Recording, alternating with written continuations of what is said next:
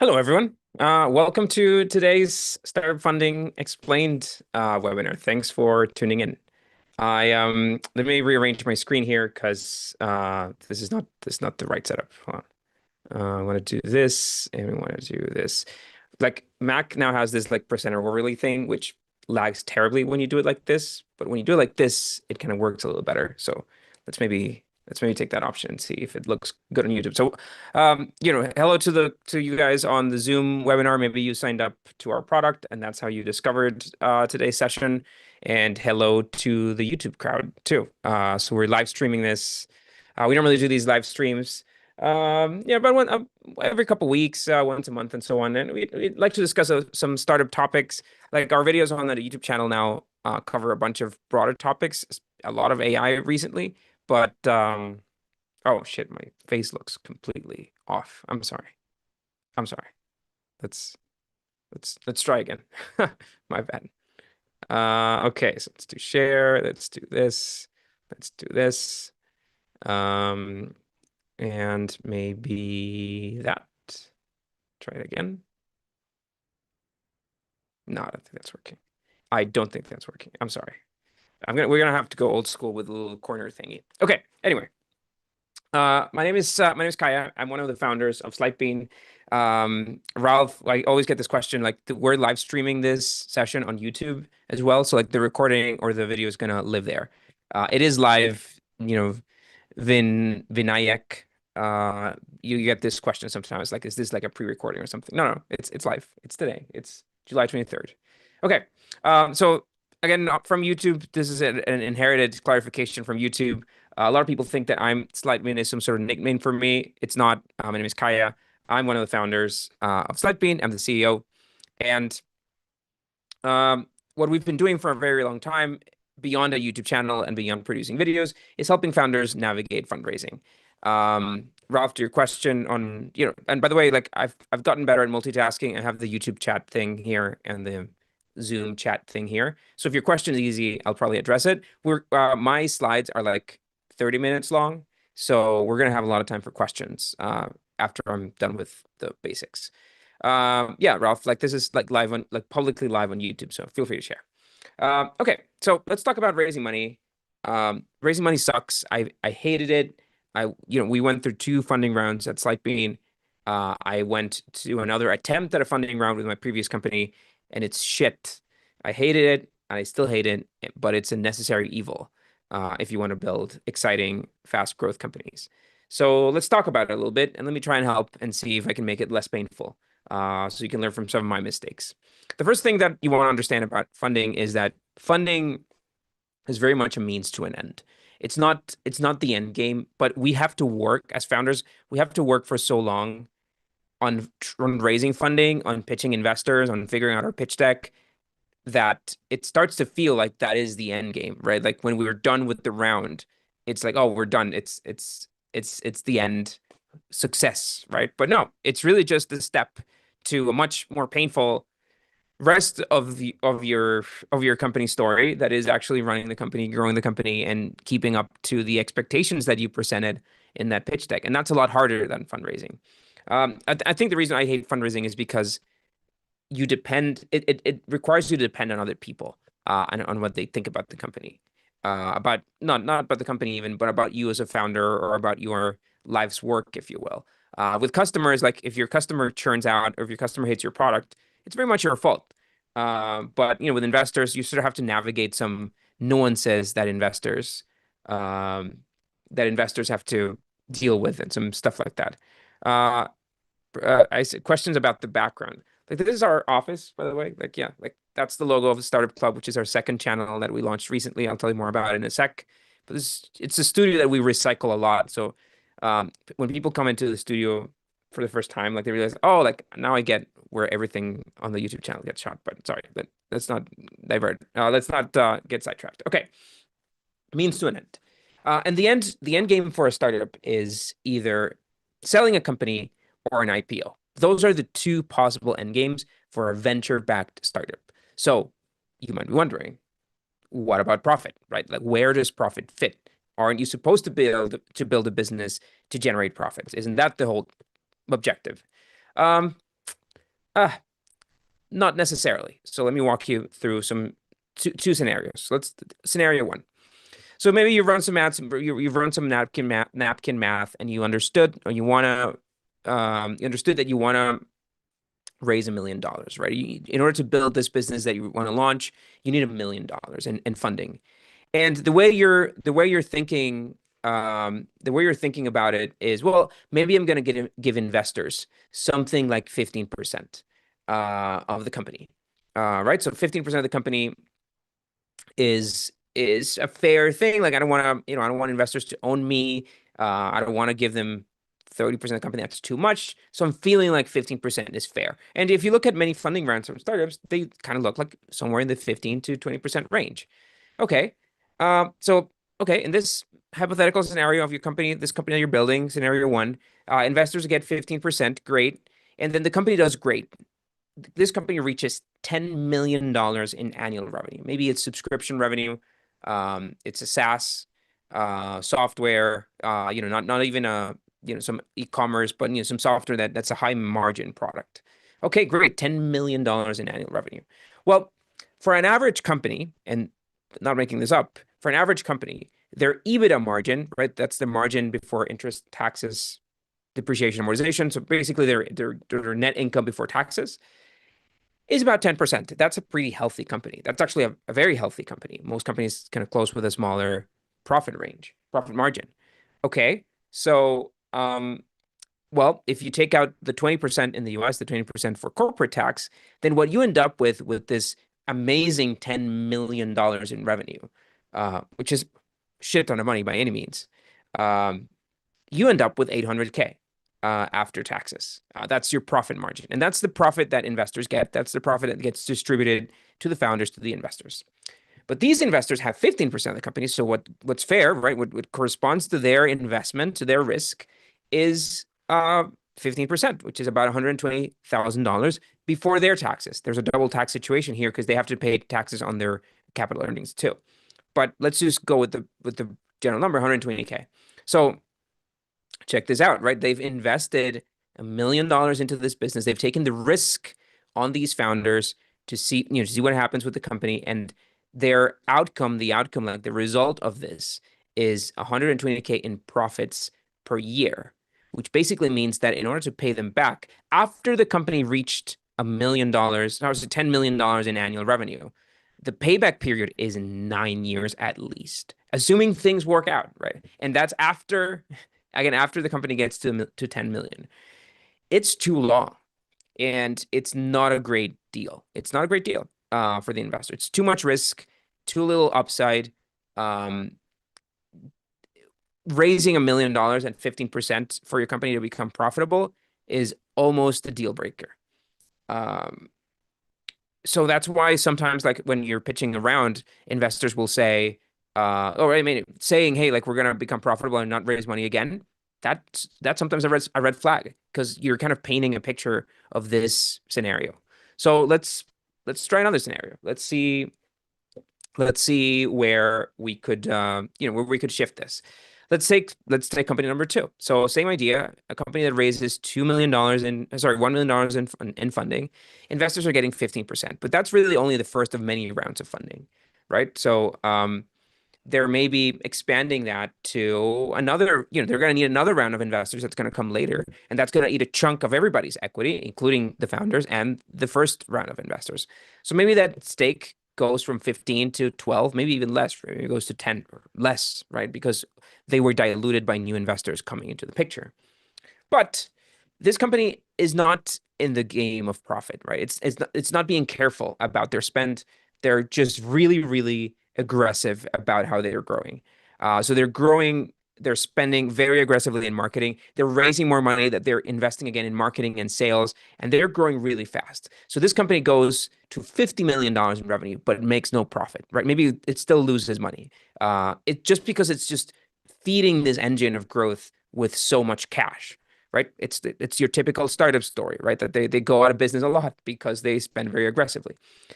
But the advantage is like it gets to $50 million, and then another company, a bigger company, looks at their technology or looks at their audience, a bit of their revenue, yes, but mostly their tech and their audience. And they say, well, if we integrate to this company, it could be the sum of both parts is greater. The sum is greater than the sum of its parts. You get it. So if we acquire this company, it's a much better deal than just leaving them hanging because we can share resources, we can integrate their tech. So a bigger company is might be willing to pay 5 times their revenue to buy it out completely, buy it out outright.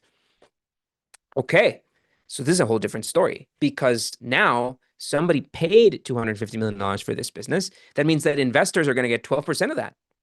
And it's $30 million. And this acquisition in startups happens at 7 years, maybe at 10 years. But it's the horizon is really close, right? It's there.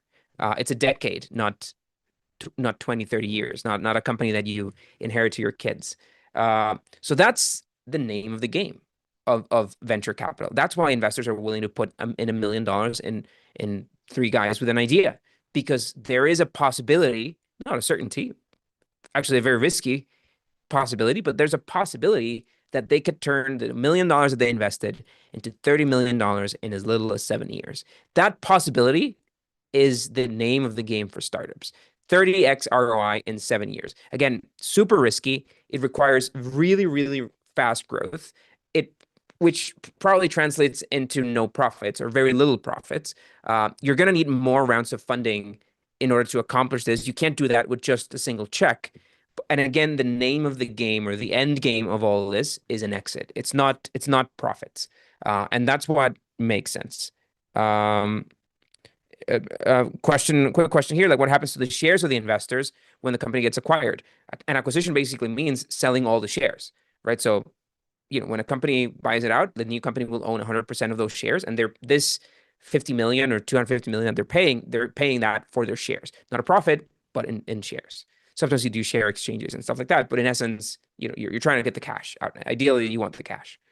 Okay, so now we've established that funding is a means to an end.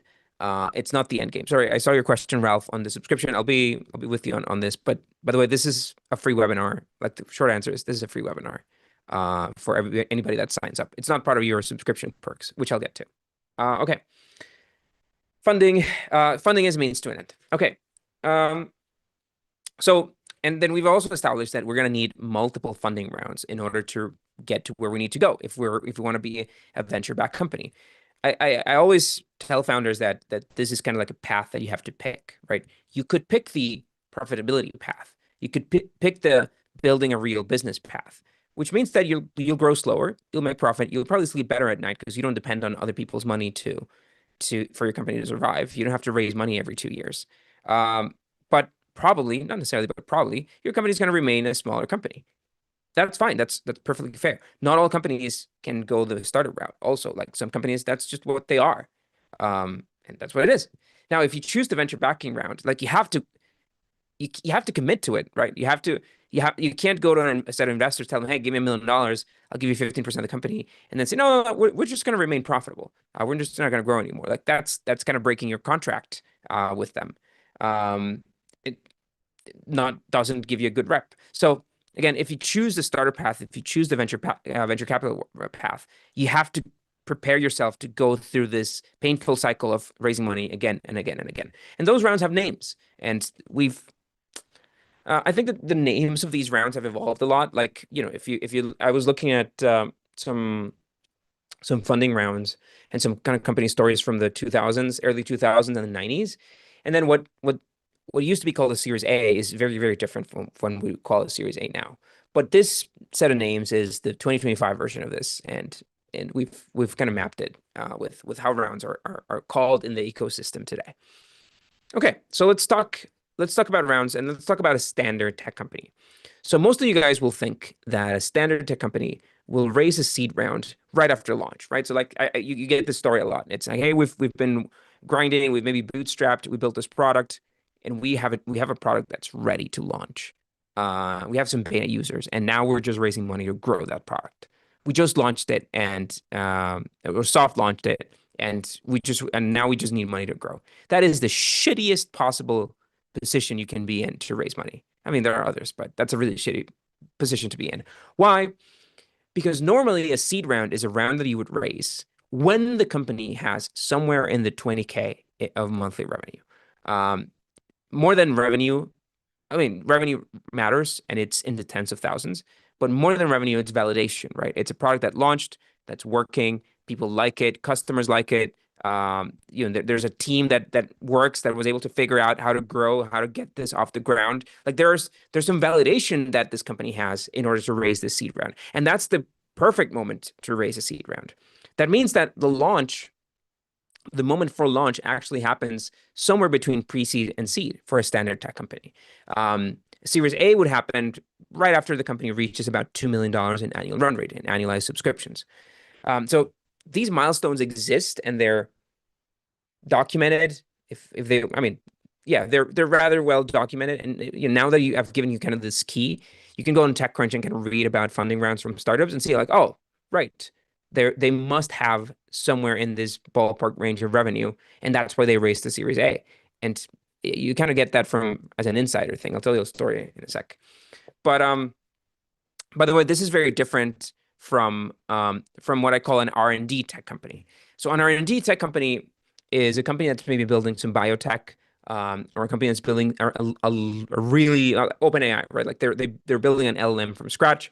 They need PhDs and years of research and a lot of work, a lot of server power in order to even put a product in the market. Like OpenAI existed for years before ChatGPT released, and even when it released, they didn't have a subscription, right? Like they're more like a research company. Yes, with the purpose, with the idea to exit, but not playing by the rules of a standard tech company. And that's generally true. Like there are exceptions to funding rounds.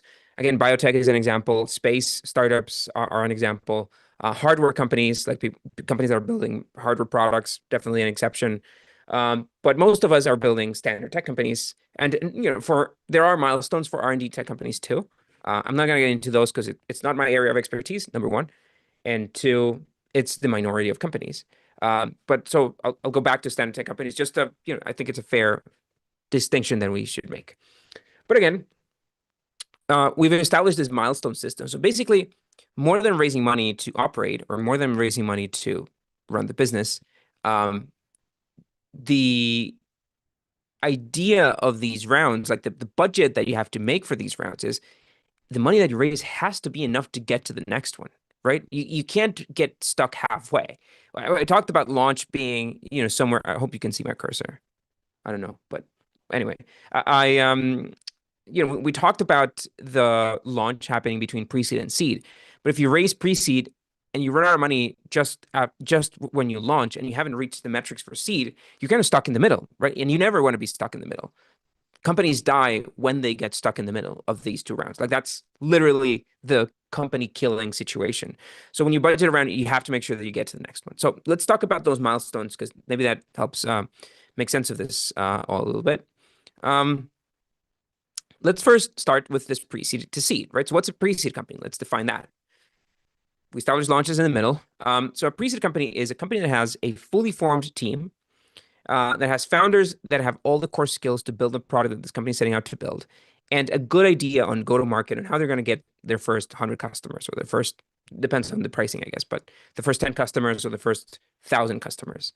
And again, the money that you raise for pre-seed must be enough to get to seed, right? And we established that seed is a company that has a product in the market, standard for a standard tech company, something like 20K in revenue.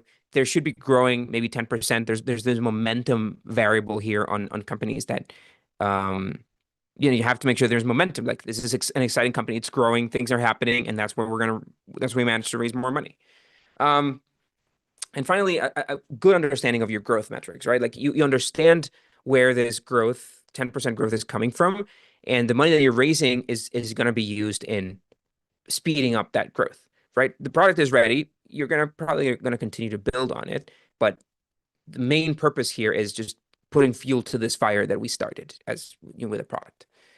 Okay, so what are some red flags, right? What are some deal breakers that would not allow you to raise a pre-seed round?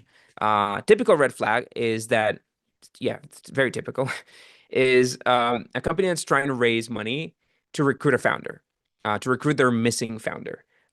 That's not when you raise money. You raise money when you have a formed team. And you get this chicken and egg situation, obviously, right? So founder might say, "Oh, well, how do I get a team if I don't have any money?" So, well, you don't form a team because you have money.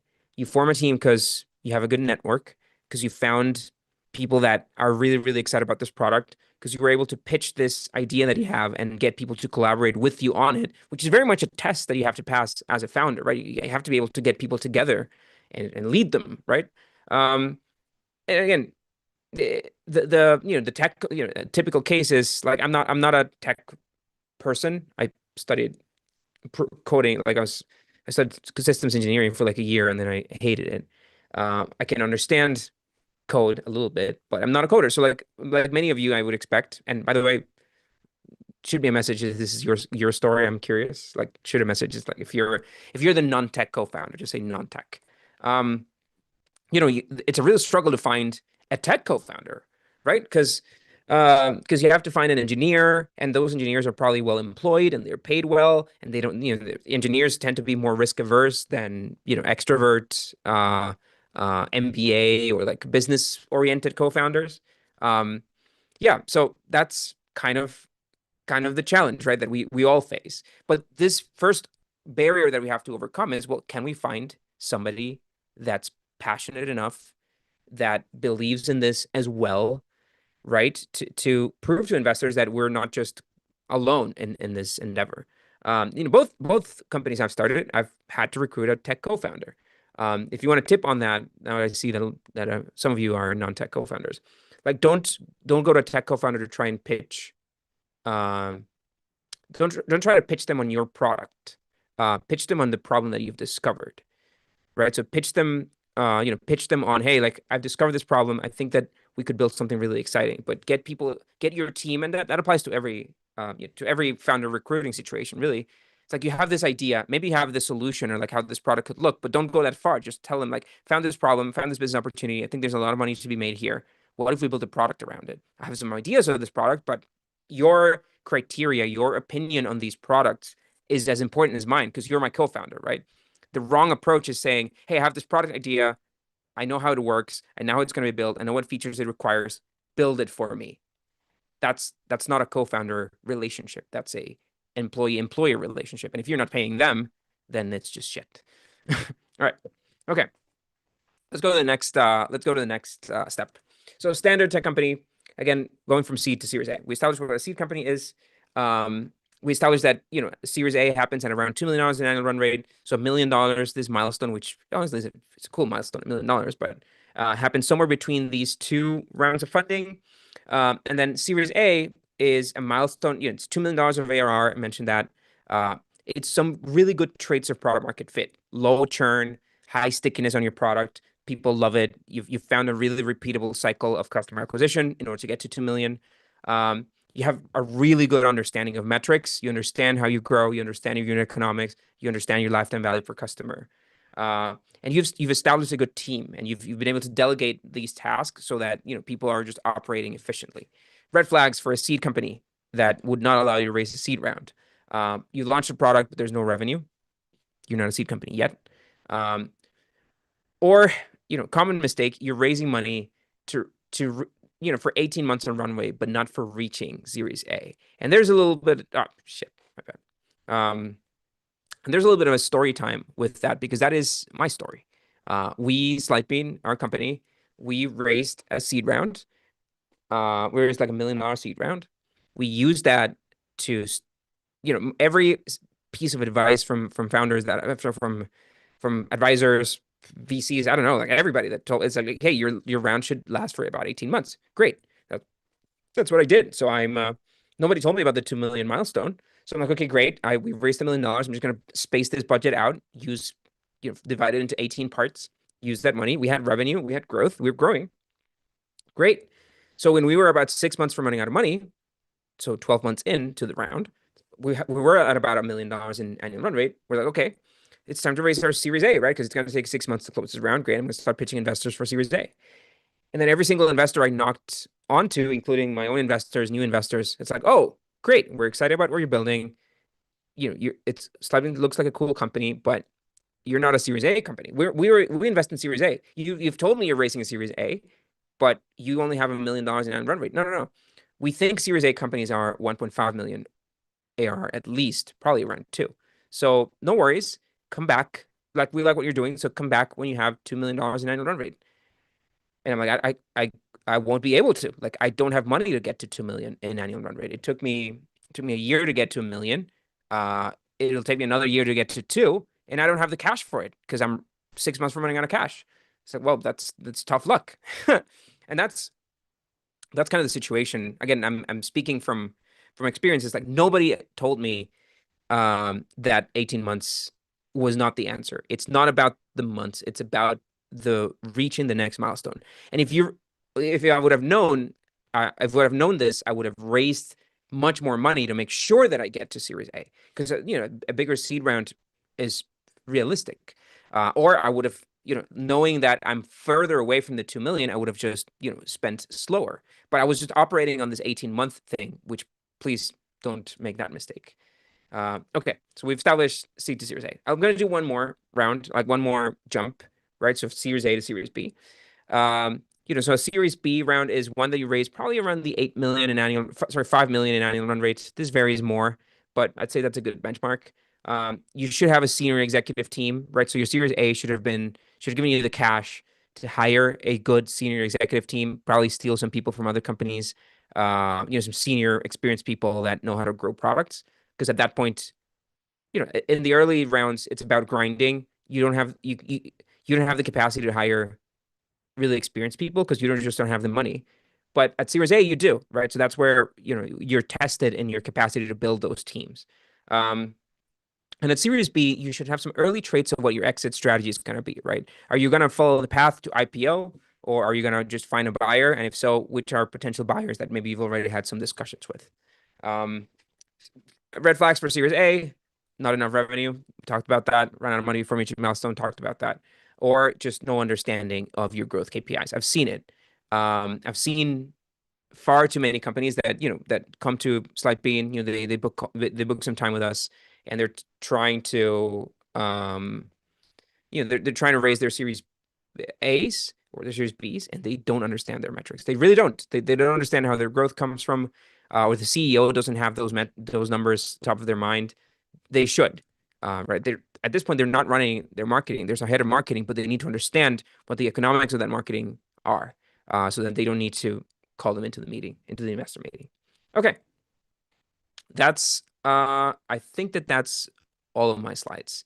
I have a lot of time for questions. We have like half an hour for questions from what we budgeted. So I'm just going to go through all the questions that you throw at me on the YouTube chat or on the Zoom chat. No, just know that there's a little bit of a delay on YouTube, like 20, 30 seconds. So just take a chill pill on that. But first, two commercials. One, I mentioned this logo here on this corner. That's the Startup Club. It's our second channel. This Slidebean main channel covers broader tech and business news or stories. The Startup Club channel is like a really deep dive channel for startup content, like how to build a pitch deck, how to build a financial model, how to budget a funding round. So there's a lot more in-depth stuff on that channel than what we have here on the main Slidebean channel.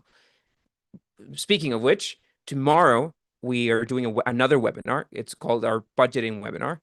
It's webinar on teaching you how to calculate how much money you actually need to raise to make the bridge from one round to the other. That webinar is at 11:30 Eastern, so half an hour before today's, if you're in a different time zone. And it's cool. It's going to be a really deep dive webinar. We're going to build a financial model, like an actual spreadsheet to budget your staff for one of you guys. I mean, for one or two of the companies that tune in. Make sure that you sign up for the Zoom though, because that's the only way we can chat if you're on Zoom. Good geek session on startup financials. But if you want to kind of level up, that's where you want to go. Okay, and then the last commercial, again, before I jump to questions, is that, again, Slidebean is not just a YouTube channel. We are a platform. We help founders navigate fundraising. So some of the stuff that's on the platform, we have an AA pitch deck builder, we have an investor finder, we have a cap table tool to estimate how much dilution you'll have to deal with and to deal with your stock option pools and so on. We have some financial modeling tools, and some of our subscriptions even include one-on-one time with my team. And that's the only note I'll make on that. It's like our accelerate plan and above includes one-on-one sessions with our team. You get one monthly session with our pitch deck team. You get an in-person, not in-person, like live onboarding process from our team on how to run your financials, and you get a couple of strategy calls with me. One that's group as we kick off the process, and then once you have everything done, your pitch deck and your financial models, I jump back in on a one-on-one session and we talk a bit about strategy and how to pitch the round, etc. So it's kind of designed to fast track you, if you will, through these 2-3 months as you prepare your documents for fundraising, and kind of help you not screw up the meetings. So yeah, so you can scan this QR code here if you want to sign up, or you can use the code YouTube723. That's today's date, by the way, which is a hint that this is a code that only works today. You can use the code YouTube723 for a 50% off on any of our subscriptions. And that's my last commercial. Hope to see some of you guys on the one-on-one sessions. We do them. I always enjoy talking to founders and hearing your stories, hearing what you guys are working on. Keeps me up to date with the ecosystem too. Okay, so now let's jump to questions. I'll stop the screen share because we don't need it anymore. And maybe I'll start with Zoom. So I see you, Trujillo. So how would you respond to an investor that you have? I'll read it slowly, sorry. How would you respond to an investor that you have the team coming in, people engaged in the vision, revenue is slow only because we don't have deep sales team to bring these contracts? We've focused on having consumer product over ad support, when the question is, what is your revenue? I think I think what I mentioned earlier kind of stands in terms of revenue, right? Like you have to depending on the round that you're raising, right? If you're raising a seed round, revenue is going to be the question, right? And you can't kind of talk yourself out of it. Yeah, like if you're at seed and you haven't reached 10, 20K in revenue in monthly subscriptions, something is not working. 20K is something's not working. Maybe you run out of money from your bootstrapping. Maybe you run out of money from your pre-seed, but that means that something didn't work. Maybe you miscalculated. It's tough, right? And like not trying to downplay your situation by any means. It's like if you're stuck between two rounds, you're in a tough spot because investors are not going to react very well to the fact that you haven't reached that milestone. Sometimes what happens is companies raise rounds that are at a lower valuation than what they would otherwise, right? It's basically investors get a discount because they're taking extra risk. That's a possibility. You want to try guerrilla or like brute forcing that revenue growth as much as you can. And I think another factor that people don't talk about much is that fundraising is a full-time job for the founder, right? You don't casually fundraise. Like you will need, as a founder or as a CEO, you'll need to carve out all of your time to fundraise. So if if you're not running the company, is that the reason why it isn't growing faster, right? So like sometimes like what I encourage companies to do is, well, how much can you kind of go back to just fixing the revenue before you carve yourself out? Because for, during a fundraising process, which again takes like 6 months, the first 3 months, which is pitching and follow-ups, that's going to be all of your time. It's going to be 95% of your time. So you don't have time to grow. You don't have time to do sales. You don't have time to email people. You don't have time to lead your team. That's why co-founders are important, one, because you have other people that can run that. But also, you have to decide when's the right time to raise, because there's a very good chance that the moment that you carve yourself out as a founder from running the day-to-day business, things will slow down. So you don't want to raise too early because that creates that distraction. Okay, let me take one from YouTube.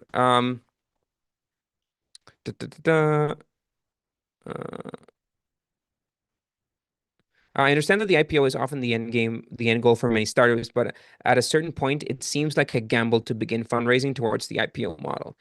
Yeah, like I don't think that's a good question. I don't think that you can, at an early stage, you shouldn't go to an investor and say, hey, like we're raising, like we're going to IPO, because you don't really know that. Nobody knows that. It's more about knowing that that's the end game, right? It's either an IPO or an exit. In startups, there is no I'm gonna run this company for the rest of my life. There is no I'm gonna leave this company to my children. There is no I don't want to sell this company. I want to retain ownership. Like there's that wording doesn't work with venture-backed startups. Um, it works with business, but just not with venture-backed startups. So just know what you're pitching. But yes, you don't have to have the answer to how you're gonna exit or how you're gonna, if it's an IPO or exit. You don't have to have that answer early on. By Series B, you probably should have some ideas of that answer though. Yeah, like, and sorry, and just to add on that, like, there's a scenario where your company fails, and that's just like unspoken scenario. Investors, we're all founders and investors. We're all in this together in the sense that no investor will ever or should ever uh charge you money or like hold you liable for the company failing, like personally liable. We understand that you'll give it your best, and sometimes you lose money. And that's why investors are looking for that 30x return, right? Because startups are so risky that there's an actual stat: 9 out of 10 companies will fail. So like they need the one that make it for the other nine. That's not to say that they're going to invest in 9 shitty companies. It's just they invest in 10 companies that look great on paper, that are maybe doing great, but they still nine out of them will fail, at least at seed. So yeah, they need the other one to make up for it. Okay, I'll take one from Zoom now. Can you talk about safe caps for the angel round? Or if my goal is to raise 70K to 100K, then looking to apply to YC and consider that as my seed, where do the 125K come from? That's a good question, Ralph. Round sizes in this day and age tend to be in the 250 to 500K for pre-seed, and in the millions of dollars for seed. It didn't used to be like that. Um, 5 years ago, it wasn't like that. Seven or sooner or earlier, sorry. But today's day and age, like seed rounds are pretty big. I mean, millions, 1 or 2 million, and pre-seed rounds are hundreds of thousands. So to your question, Ralph, like it looks like this 70K round that you're trying to raise, this early round, and this Y Combinator round, like all of those in my book kind of fit into a combination of stuff that you could call pre-seed, right? So, for example, like 70K is like sounds like it is a lot of money, but it sounds like a lot of money. It's like a year's salary for many people, uh, most people, I'd say. But it's in a company, it flies away, man. Like when you have three employees, like 70K is nothing. Um, so or when you're running ads and whatnot. So like 70K is just not a lot of money. Again, think of these phases, right? Think of going from pre-seed to seed. Is 70K enough to get you to 20K in monthly recurring revenue? That's probably not, right? Marketing is very expensive. You have to host a team, you have to build a product, etc. Even the money that you get from Y Combinator is also fitting within a pre-seed round. So normally people just summarize accelerator money and other small checks as garble to what we call a pre-seed round, even though that didn't happen like at the same time. Um, yeah, like Y Combinator. I guess another note on Y Combinator. I've gone through many startup accelerators. We have a video about that. I got to the interview round on Y Combinator. We didn't get in with Slidebean. We did 500 startups instead, which is a really cool program too. Not as prestigious, I guess, as Y Combinator, but with YC, I think that the reality is that thousands of companies apply, a handful get chosen. It's like under a 1% acceptance rate, harder than college. Um, and I think the problem with kind of relying your strategy on just being accepted to YC is that you're kind of betting everything on a fraction of a percent of a chance that you'll get accepted.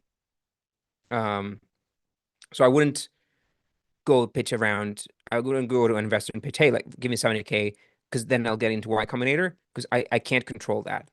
Um, yeah.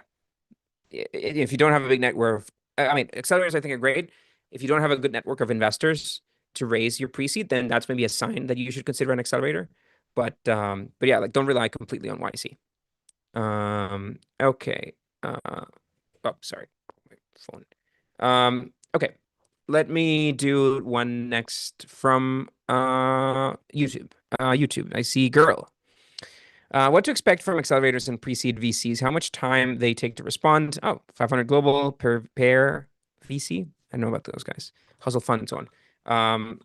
Okay, so the on accelerators, like I'll give you an anecdote on that. Like my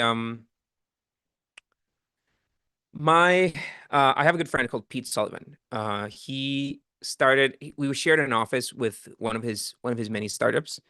Uh, th and then his company failed, but we shared an office like the Dream Adventures, which was an accelerator that we both went through back in 2012.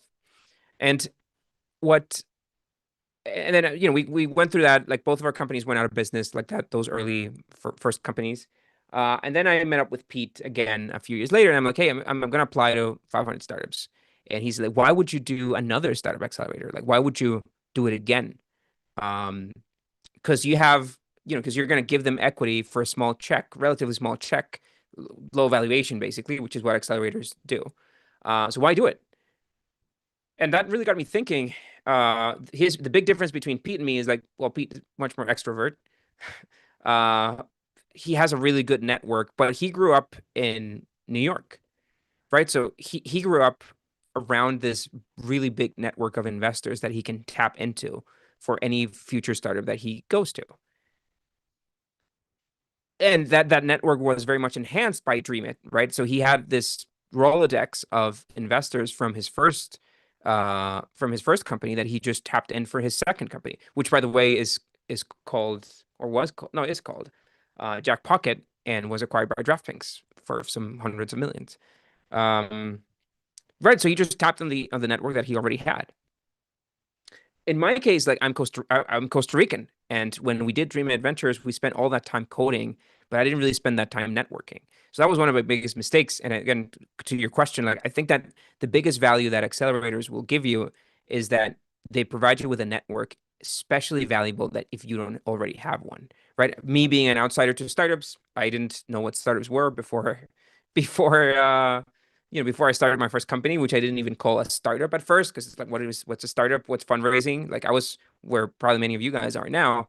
Um, like accelerators, what the accelerator that I went through was not only a crash course on this stuff, some of the stuff that we try to translate to you through Slidebean, but two, it was the kind of a bridge to building this network. And yeah, and that's what made it. So yeah, like that's what I think about accelerators. If you grew up in San Francisco, if you have a really big network of investors, you're probably not going to extract much value out of it. If you're an outsider to startups, probably um, you'll get more than the 7% or whatever equity stake they take. You'll get much more out of the program than that. Okay. Let me do one from Zoom. Have you any experience on racing for FMCG products? That's like fast moving consumer goods, I think.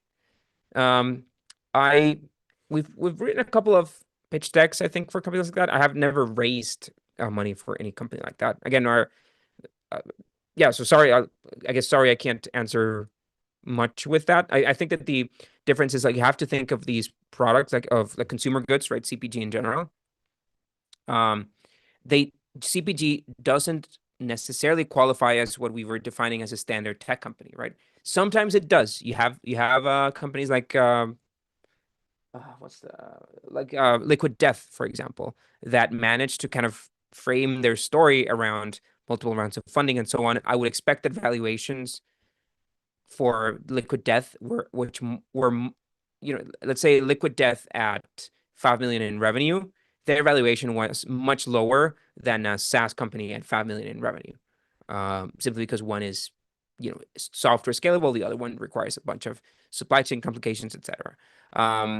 Yeah, like I mean, again, I don't have a lot of experience raising money for any company like that, but I would recommend kind of like looking into those stories and just not assuming that you can go the starter path because I mean, or like the venture capital path, because that isn't always the case. Sometimes these brands kind of raise one or two rounds of funding early, and there may be bigger rounds because there's no milestone system, and of course investors take a bigger stake because there's I don't want to say more risk, but there's a smaller reward, right? These multiples, 5x multiple on your revenue, like the example that we used, you see that in tech companies all the time, but you don't You don't see that in physical products. Okay. Next one. Let's see. Uh, I see. Yeah, I'm reading your comment, Jewel Cup.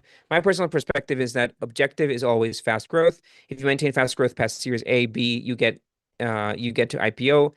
If it tapers off early, you don't. Doesn't change strategically much. I think that's a fair assessment. Yeah. Um, good question. Starlin, like what happens if you get some seed money and become profitable? Why you keep asking for money? Why keep asking for money? Um, it's kind of like what we were saying, right? Like this is a bit of our story. Um, we reached seed. We weren't able to raise, we tried, but we weren't able to raise a Series A. And the only reason we're still around is because we managed to get to profitability. So we're profitable. We've been running profitable for years. Um, but we're not a unicorn, not on a path to becoming one, right? So like that's the difference. If you promised your investors unicorn status, you can't achieve unicorn or like not necessarily unicorn, but hundreds of millions of dollars of valuation. You can't accomplish that by being profitable.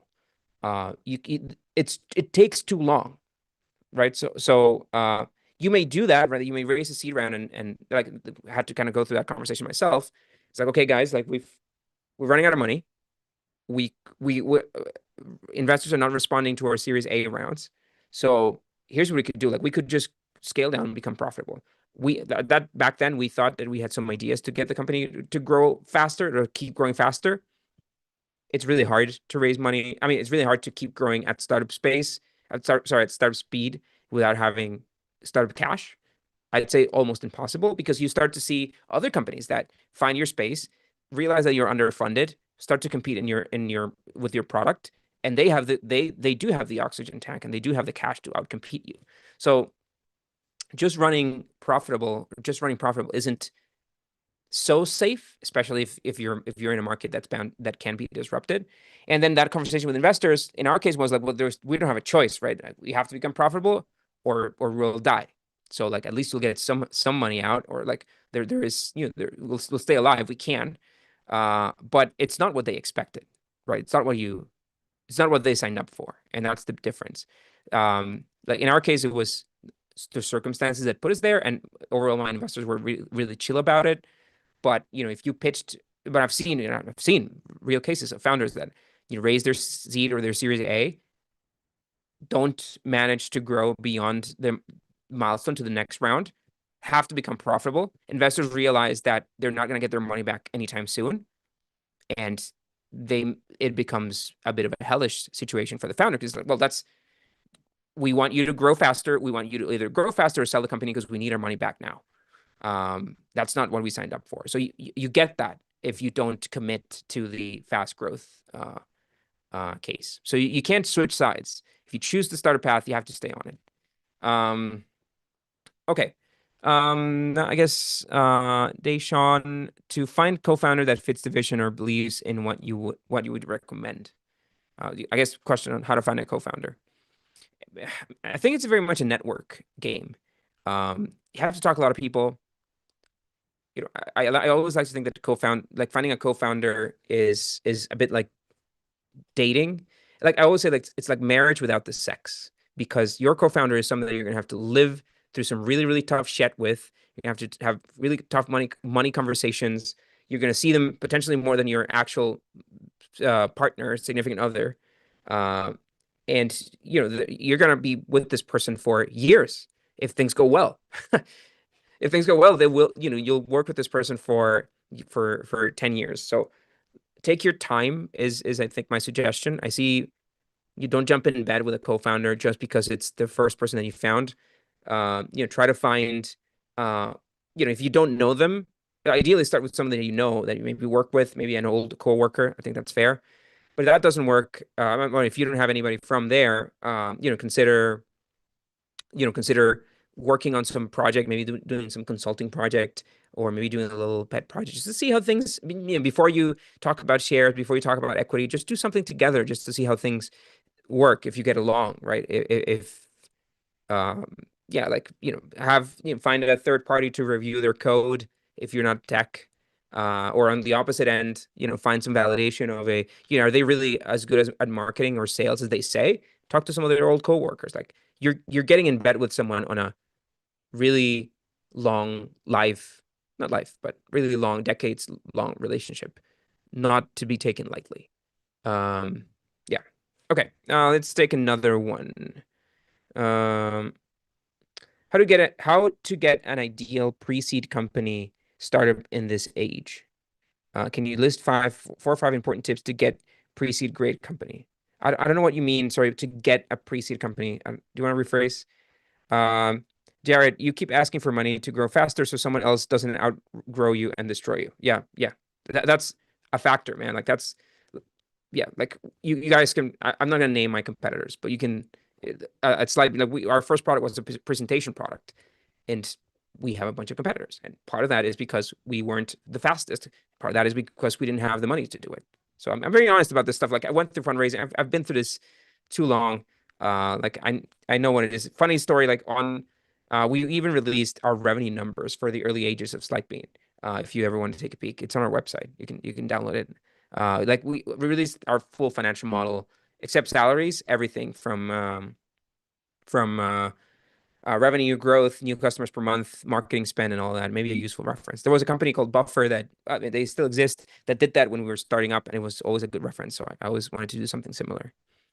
Okay. I see you on Zoom. So if I wanted to keep your startup long term, is that not an option with startups? Is it possible?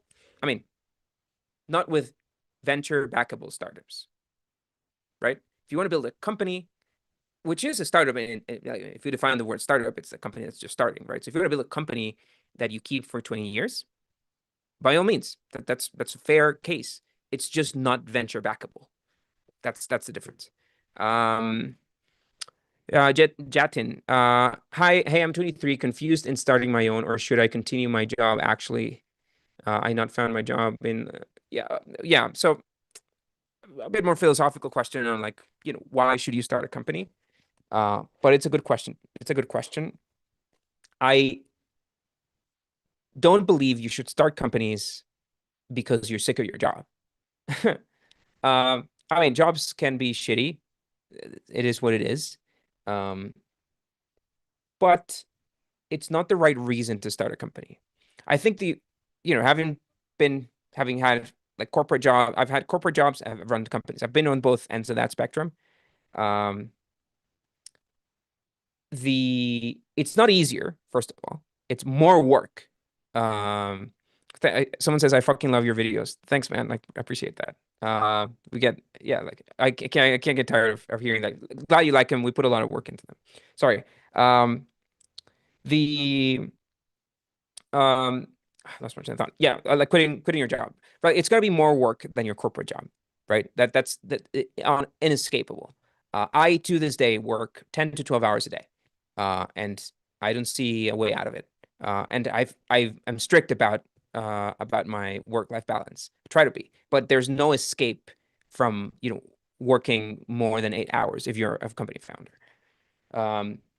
But more importantly, I think the reason why you start a company is because you've identified a business opportunity in the world, in the market. You've identified something where your expertise, your knowledge, your ideas around it, your solution to this problem is better than what's out there. And you're in a position of advantage against anybody else or most people that would try and build a business around this space, right? If I came up with a product idea of, I don't know, some enterprise software, I'll give you that, some enterprise software idea. I'm at a strong disadvantage if I want to start that business. Why? I've never sold to enterprise. My last corporate job was 12 years ago. I don't really understand the internals of how enterprise works, how procurement works. I don't. So I'm not at an advantage to build a company around that. So why would I? So that's why it's not that I just want to quit my job and start something and then figure what I'll start. It's like because I have this job or because I have this work experience, I've discovered this opportunity. I have an advantage against most other people that want to start it. So I'm going to leverage that advantage or that unique insight that I have in that market. Like that's why you start a company. Um, I'll being very honest about it. I don't have like my main expertise now is around startups, around content creation, and any company that I start now, or probably for the rest of my life, like will have to be around those spaces because that's where most of my experience is. And if I wanted to start a company about something vastly different, I would probably have to work in that industry for a little bit before starting a company or finding a co-founder that has that. But yeah, like I guess that's my little monologue on quitting your day job to start a company. It's not the right reason. The right reason should be you found the opportunity. It's so good that you're willing to quit your job for it, not the other way around, if that makes sense. Um, Thanks, Ralph, on your videos, on the videos. We have some good videos coming this week. 3 really cool videos in production. I think they're going to be bangers, but you'll see. The next one is on pensions, by the way. Comes out in I think tomorrow, maybe Friday. Okay, so what about raising money to acquire a similar company to get a key component of their business model that they already built? I mean, that's good, but raising money to buy a company is hard. Um, no, normally, if it's your first time raising, you can't raise money to buy a company. Like I'm working on a pitch deck. This company hired us to do a pitch deck. They're acquiring, I can't say, but they're doing that. Like they're acquiring 2 companies and merging them. But this founder has raised money many times in the past, so yeah, makes sense. He has a lot of rich friends, so he can get away with it. But first time founder to acquire a company, I don't think so. Um, da, da, da, da. Um, Bobby, sorry, when pitching your idea to a potential co-founder, how would you know if they will steal your idea and partner up with someone else? Such a great question. Maybe it'll be the last question because we're 4 minutes out. Yeah, like that'll be my last question. That's a great question, Bobby. Like the on stealing ideas, and it actually connects. It's an exciting question. I get excited when I get asked this. Connects to what I was just saying about your unique expertise, right? If any company that when they launch, somebody can just go and say, "Oh, that's a really good idea. I'm just going to build it." That could happen to any company the moment that they release, and having launched is not that big of an advantage, right? How long does it take to build a product? Weeks, a month or two, right? Like a month launch being first doesn't give you a true advantage in this day and age. Somebody can build a similar product easy, so that's not your advantage. The advantage of a company is um, your unique insight or the team or the advantages of the team. So if you have an idea or if you have identified a problem and the person that you're talking to can steal it from you and do it without you, then are you really that essential to this company? Right? Like that's kind of like connecting to my previous answer. You have to make sure that what you're bringing to the table is also essential as it is to them, right? Most people, honestly, like realistically, most people won't quit their day jobs to go pursue somebody else's company. Most people are not going to do that. But when it happens, it happens because the person that had the idea doesn't have a unique ability to do better, right? Like we can go back to the Facebook story, right? If you, I'm assuming that everybody's seen the movie, or like heard the story. Mark Zuckerberg stole the idea from the Winklevosses or the Winklevi. Um, why? Because they didn't have an insight. They couldn't build a product. They didn't understand their audience so well. So the idea is stealable, right? That's the difference. The You have to bring something to the table because that happens when you also kind of go and pitch a tech co-founder. You tell them, hey, like I have this product idea. I want you to build it for me. It's like, why do I need you? Right? Like if in my day and like today, if I were to do that, try and find a new tech co-founder, uh, what I bring to the table is, hey, I've raised money in the past. I know how the ecosystem works. I'm pretty good at content marketing. That's what I bring. You bring your code. I bring the marketing side. I think we have an equal partnership on this. Like that's the value that you have to bring. You have to present it, but the idea is worthless unless you can execute it. Quick one. I see you, Juan Pablo, on the last question because I really have to run. I have a call. A book that I would recommend. I would recommend a book called. Oh my God, I forgot the name. Oh, The Lean Startup. Old book, man, 10 years old, 12 years old. I read it 12 years ago, so it must be like 15 years old. But it's a great book if you guys are kind of like in this very early stage. It's called The Lean Startup. Another book if you guys have, you guys are already growing, um, or like you have a product company already. It's a book called Traction by Gabriel Weinberg. He's the founder of DuckDuckGo. Fantastic book on go-to-market strategies. Those are my two favorite startup books so far. Oh, I'll give you one more. There's this book called Underdog Founder. It's this founder called Indricio, who's a Dominican founder that started a company that ended up selling to MasterCard. Such a great story, like more personal story of like his journey being an underdog founder. Such a great book too. Those are my three. All right, guys, I have to run. Sorry, I have to get a call. Such a great session, man. Like great questions. Please make sure to sign up for tomorrow's session. Just go to the Startup Club. You'll see the live event scheduled. So I hope to see some of you guys tomorrow for a much more deeper dive into financial stuff. Again, thanks for the questions. Sign up for Slidebean. And we'll see you guys tomorrow.